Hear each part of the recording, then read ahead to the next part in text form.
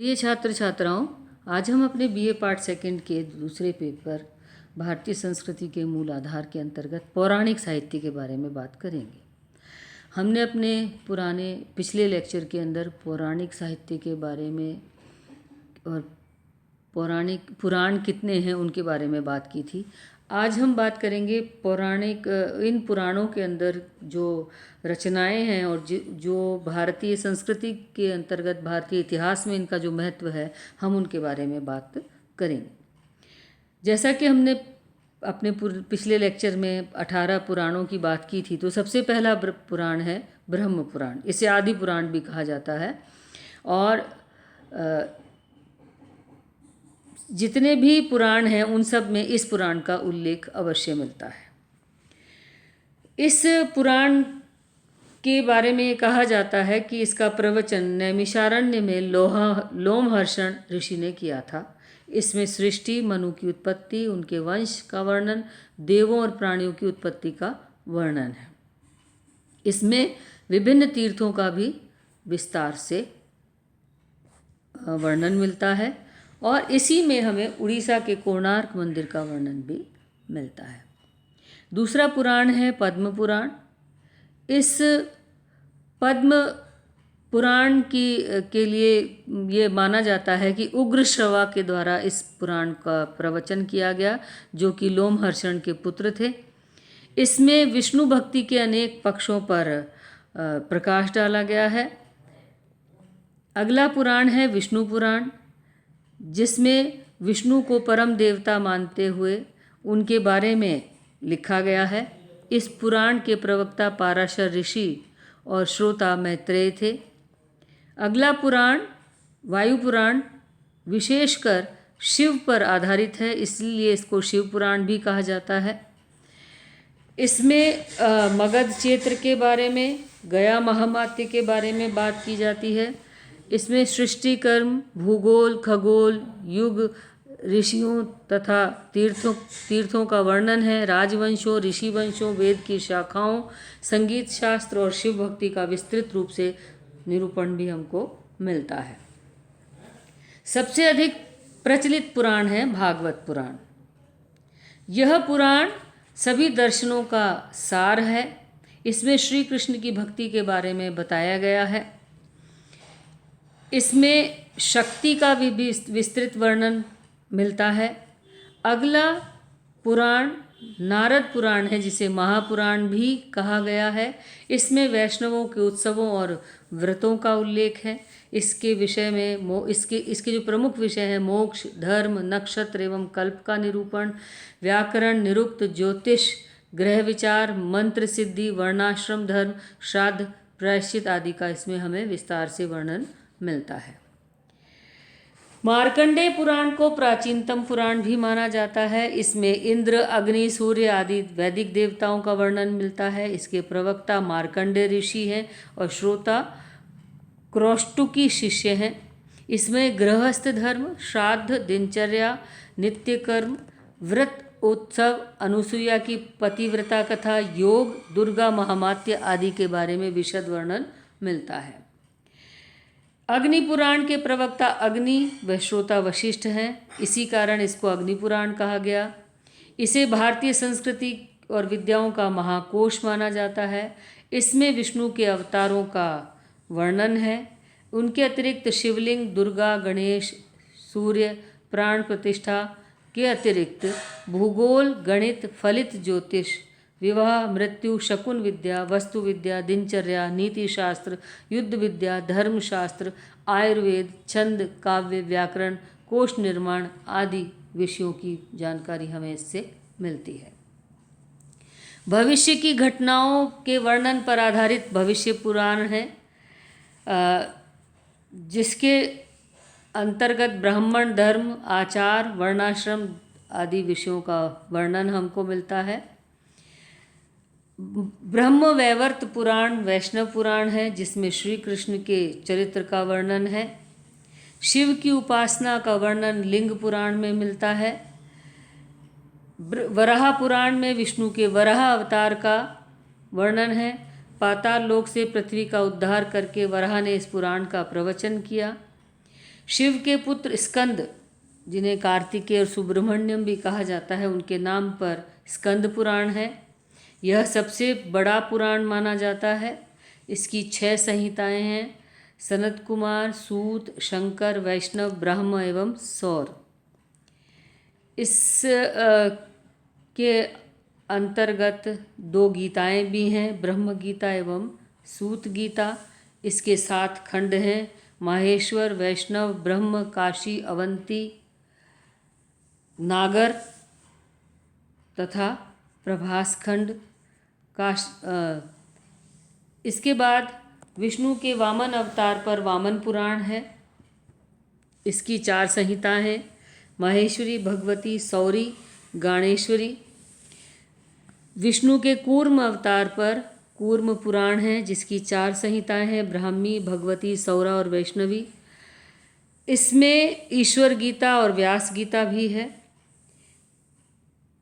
मत्स्य पुराण में जल प्रलय का वर्णन है। इसमें कलियुग के राजाओं की सूची दी गई है।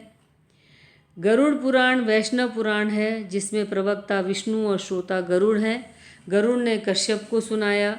इसमें विष्णु पूजा का वर्णन है। ब्रह्मांड पुराण में हमें 4 पाद, प्रक्रिया, अनुषंग, उपोद्यात और उपसंहार मिलते हैं। पुराणों के अंतर्गत हमें सांप्रदायिक खींचतान, राग द्वेष, ये सब चीज़ें मिलती भी हैं और नहीं भी मिलती हैं। इनमें हमें मगध के मौर्य राजाओं और गुप्त राजवंशों तक का उल्लेख मिलता है। कृष्ण की लीलाओं का भी हमें वर्णन मिलता है। सृष्टि की उत्पत्ति, कल्प और मनवंतरों, वैदिक ऋषियों की गाथाओं, दक्ष प्रजापति की कन्याओं के अलावा सूर्यवंशी और चंद्रवंशी राजाओं की वंशावली भी हमें इसमें मिलती है। इन्हीं में हमें असुरों के संहार, मातृलोक, पितृलोक, मूर्ति, मंदिर बनाने आदि की विधि का वर्णन भी हमको पुराणों में मिलता है। पुराणों के अंदर ही हमें भक्ति का महत्व, जीव ब्रह्म की एकता, सृष्टि लीला, कपिल देव का जन्म, वैष्णव भावानुसार सांख्य शास्त्र का उपदेश, ऋषियों की वंशावली, अवतारवाद जैसी चीज़ें भी हमको पुराणों के अंदर मिलती है। पुराणों में ही हमें राजवंशों की वंशावलियाँ, संक्षिप्त कथाएं, धर्मशास्त्र, राजनीति, राजधर्म, प्रजाधर्म, आयुर्वेद, व्याकरण, रस, अलंकार, शस्त्र विद्या जैसे विषयों पर भी हमें बहुत महत्वपूर्ण जानकारी मिलती है। यहीं हमें तंत्र दीक्षा का भी विस्तृत वर्णन मिलता है।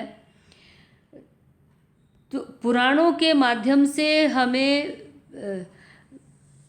तात्कालिक इतिहास की जानकारी मिलती है, देवताओं के बारे में हमें जानकारी मिलती है, और हम ये कह सकते हैं कि ये जो पुराण हैं वो किसी एक समय में एक व्यक्ति के द्वारा लिखे गए पुराण नहीं हैं, बल्कि इन पुराणों का जो वर्तमान स्वरूप है वह 1000 वर्ष के भीतर निर्मित हुआ है।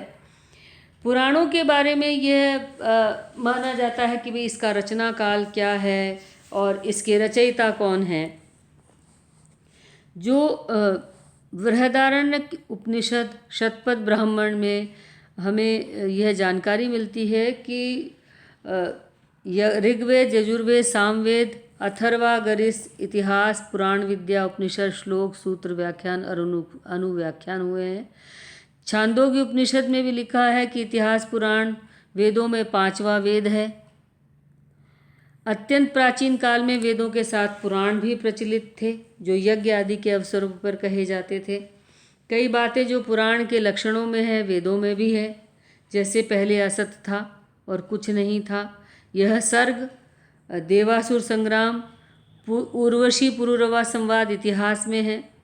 महाभारत के आदि पर्व में भी हमें कई राजाओं के और विषयों के नाम उल्लेख मिलते हैं। तो महाभारत का रचना काल में पुराण भी थे।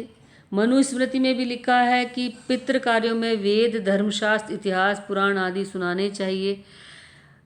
अब प्रश्न ये उठता है कि पुराण किसने बनाए? तो पुराणों के बारे में ब्रह्मांड पुराण में लिखा है कि वेद व्यास ने एक पुराण संहिता का संकलन किया था। पहले मत्स्य पुराण में भी उल्लेखित है कि पुराण एक ही था और उसी से 18 पुराण हुए हैं। तो वेद व्यास ने एक पुराण संहिता का संकलन किया। इसके आगे की बात विष्णु पुराण से लगता है कि उसमें लिखा है, व्यास का एक लोमहर्षण नामक शिष्य था जो सूती जाति का था। व्यास ने अपनी पुराण संहिता उसी के हाथ में दी। लोमहर्षण के 6 शिष्य थे, सुमति, अग्निवर्चा, मित्रयु, शांशपायन, आकृतवर्ण और सावर्णी। इनमें से आकृतवर्ण, सावर्णी और शांशपायन ने लोमहर्षण से पढ़ी हुई पुराण संहिता के आधार पर और एक एक संहिता बनाई। वेद व्यास ने जिस प्रकार मंत्रों का संग्रह कर उन संहिताओं में विभाग किया, उसी प्रकार पुराण के नाम से चले आते हुए व्रतों का संग्रह कर पुराण संहिता का संकलन किया गया। मत्स्य, विष्णु, ब्रह्मांड आदि पुराणों में ब्रह्म पुराण पहला कहा गया है, जो ब्रह्म पुराण आजकल प्रचलित है। तो जो प्रमाण है उनसे ऐसा लगता है कि 18 पुराण वेद व्यास के द्वारा नहीं बनाए गए हैं, और जो आजकल पुराण मिलते हैं उनमें विष्णु पुराण और ब्रह्मांड पुराण की रचना औरों से प्राचीन जान पड़ती है। विष्णु पुराण में भविष्य राजवंश के अंतर्गत गुप्त राजाओं तक का उल्लेख है। इसके कारण इससे यह प्रकरण ईसा की 6ठी शताब्दी के पहले का नहीं हो सकता। जावा के आगे जो बाली द्वीप है वहाँ के हिंदुओं के पास ब्रह्मांड पुराण मिला है। इन हिंदुओं के पूर्वज ईसा की 5वीं शताब्दी में भारतवर्ष में पूर्व के द्वीपों में जाके बसे थे। इस प्रकार यह माना जा सकता है कि जो पुराण हैं उनमें से अधिकांश प्राचीन काल में ही बन गए थे, जिसका पता लगता है आप स्तंभ धर्मसूत्र में भविष्य पुराण का प्रमाण का हमें उद्धरण मिलता है। पर यह अवश्य है कि आजकल पुराण अपने आदिम रूप में नहीं मिलते हैं। बहुत से पुराण जो असल पुराणों के ना मिलने पर फिर से नए रचे गए हैं, बहुत से में कुछ बातें जोड़ दी गई हैं। प्राय सब पुराण शैव, वैष्णव संप्रदाय और सौर संप्रदाय में से किसी न किसी के पोषक हैं।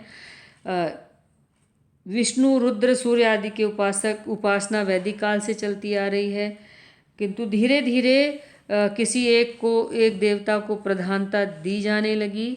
तो यह माना जा सकता है कि पुराण जो है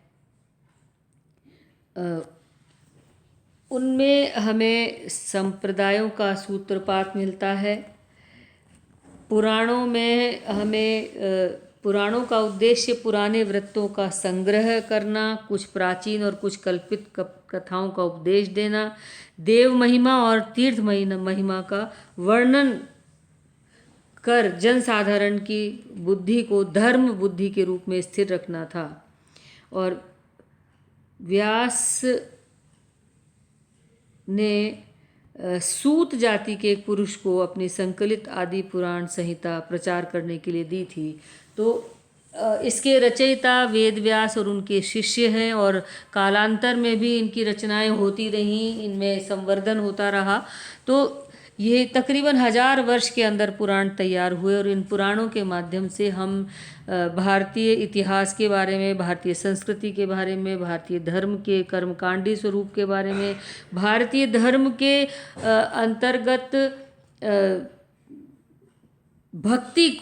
भक्ति के माध्यम से, तीर्थ की महिमा के माध्यम से, देव महिमा के माध्यम से भक्ति को प्रचारित और प्रसारित किया गया। जो दार्शनिक स्वरूप था उसके स्थान पर सामान्य स्तर पर सामान्य व्यक्ति को समझ में आने वाले भक्ति स्वरूप के धर्म की स्थापना करने का प्रयास इन पुराणों के माध्यम से किया गया।